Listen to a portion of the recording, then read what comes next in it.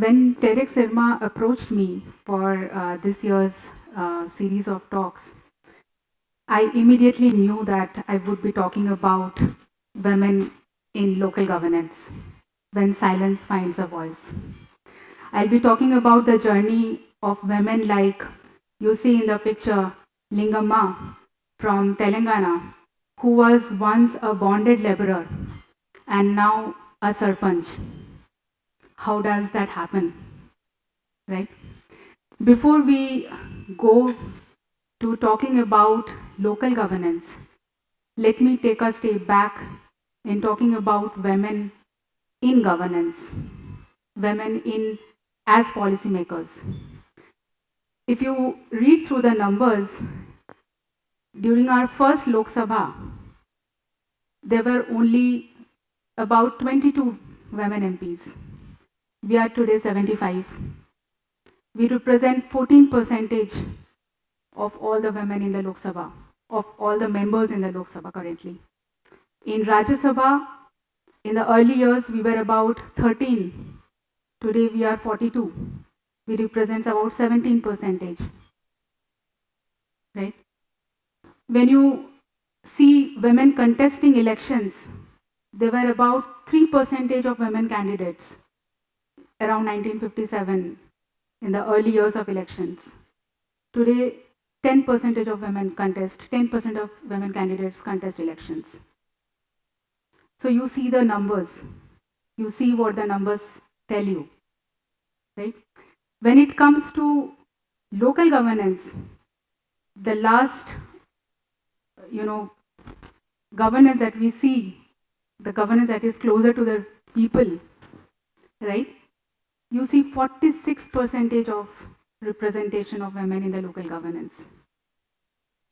How does that happen?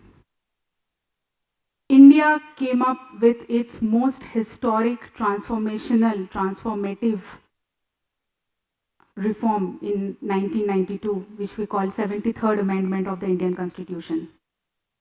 73rd Amendment of the Indian Constitution gave women the legal right to go into Gram Panchayats.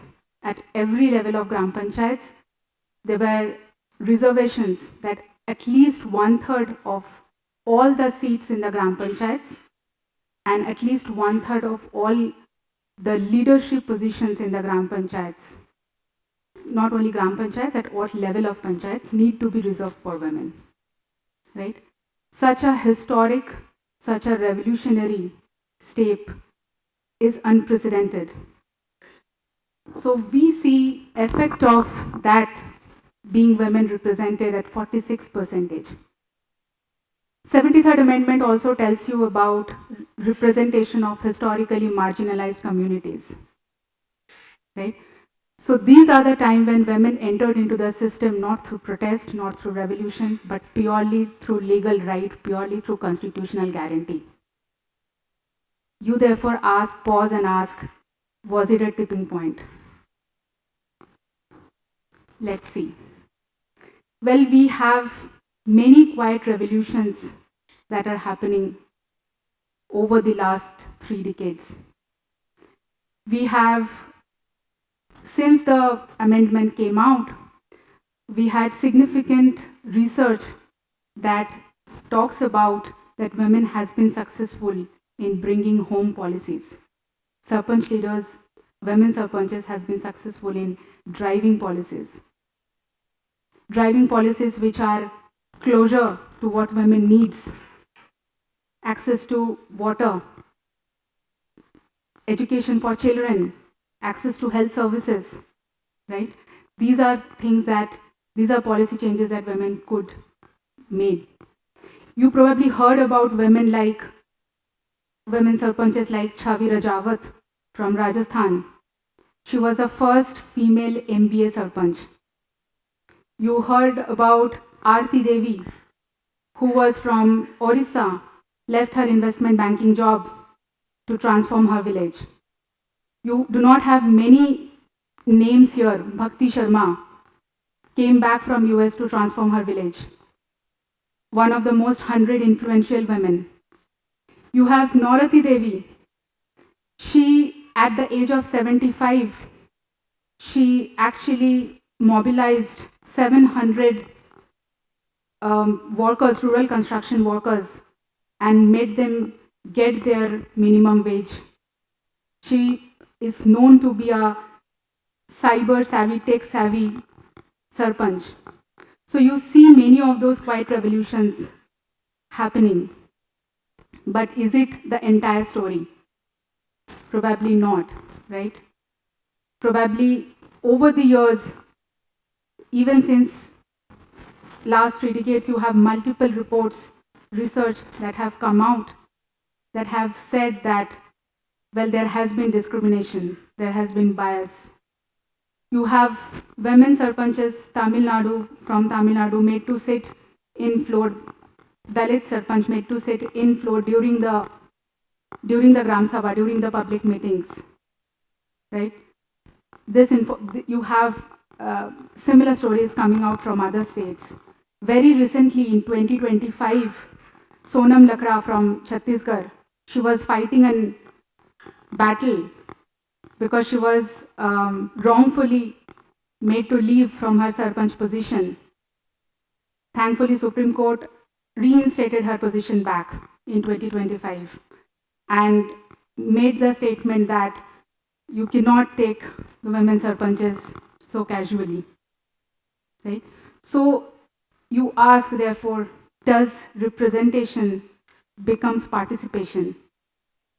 Does presence become power? Does availability of those seats make or give you the power, right? Pause and think. We have Sarpanch Pati coming up in everyday vocabulary. Most of us who have seen the web series, The Panchayat, you would know about this, right? But as a society, are we not aware of that? Are government not aware of that? No, we are. We are making steps, government are making steps to move ahead, to deal with the issues that we see. Taking into the popularity of the Panchayat series, MOPR, which is Ministry of Panchayati Raj, MOPR actually collaborated with TVF and produced a digital content. It was shown in Delhi in Vigyan Bhavan to all the elected women representatives from across the country, which says Asli Pradhan Kaun. Just as last week when we were celebrating International Women's Day, there is a campaign that was started by MOPR, says say no to proxy Sarpanch. It was a call to all the rural citizens that stand up and say no to Sarpanch, to Sarpanch Patis, right? Proxy Sarpanch. Well, we also understand that when you give someone seats, immediately those seats cannot be immediately transformed into leadership, right? So that means training is important. So trainings are going on. You have many schemes, RGSA, revised RGSA. You have targeted schemes that are going on, which are teaching not only general capabilities, but they are teaching your roles and responsibilities in your job, teaching strategies, teaching decision making, teaching managerial skills. As we are going through all of this, I would take you through something that is very silent experiment that is happening, and that is Balika Panchayat. Balika Panchayat is a platform of adolescent girls which is supposed to mimic Gram Panchayat setup. Balika Panchayats also have Balika Panchayat Sarpanch. They also have Balika Panchayat Upasarpanch. They also have Balika Panchayat Sabha, like you have Gram Sabha, right? These are 10 to 21 years of adolescents who are coming together and who are getting trained, who are getting to know their rights, who are getting to participate in village, in governance, who are getting to participate, who are getting to know, who are getting exposure visits to Gram Panchayats. They're getting to see the works, they're getting to learn the works of the Gram Panchayats. So this Balika Panchayat is something that has very, it is floated across all the country, but something that Gujarat is the forerunner in, almost in 13,000 villages. We have now Balika Panchayat instated. Maybe all of them are not working in the similar capacity, but we are slowly going to be there. I was traveling in the last 2-3 months across Gujarat to understand, to know about this Balika Panchayat model. And what we see is simply stories of courage. We hear about Rubina, who was a ex-Balika Panchayat member, who did not win her Sarpanch, Balika Panchayat Sarpanch position, but she continued to go into those meetings. And she said, "Ma'am, I go to the meeting and I learn something every day. I learn sometimes how to talk. I learn sometimes to build confidence. I learn sometimes to know what are my rights. I learn to know how Panchayat functions. I learn to know how to demand public services." Right? Now, Rubina is a Panchayat facilitator, and she goes on to ensure that everyone in her village knows about the government schemes that are floated for them. Everyone gets to enroll, especially women and girls. They get to enroll for the schemes that are meant for them. She's helping her village. It's coming from the trainings that she has received as a Balika Panchayat member. And similarly, we had Vanita. Vanita is a Balika Panchayat member. She was the first person I met when I was visiting. She had tears in her eyes because her family was going through some crisis, and there was a social stigma attached to it. And she said, "Ma'am, I do not want title. What I want to know how to demand public service. I want to know how to become a Sarpanch. I want to know how to work. I want to work freely in my village." Now, think that these are the members who are slowly coming up in a society, right? Society is kind of preparing these members, and through training, through their right to participation, through knowing their rights, through knowing that government is not something very distant, through knowing that, okay, this is how I would be able to demand my services, right?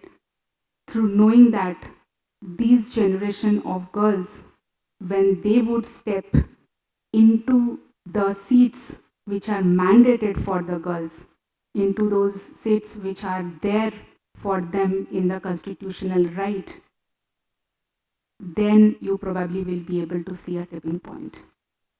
So a society is preparing when you have a generation of girls, when they are growing and they are stepping into the system prepared. So we say that a tipping point is probably not just something that has started. Probably we can come back to the question that I started off with, the 73rd Amendment, where we might say that 73rd Amendment was probably a turning point. But when you bring in all the initiatives and when you bring in all the silent revolutions that are happening, probably then we can say with confidence that we are probably not very far away from the tipping point. Thank you.